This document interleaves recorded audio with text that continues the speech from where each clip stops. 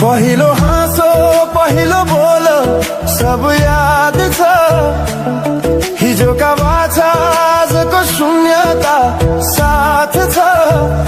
जीवनको रंग नै हरायो अचानक,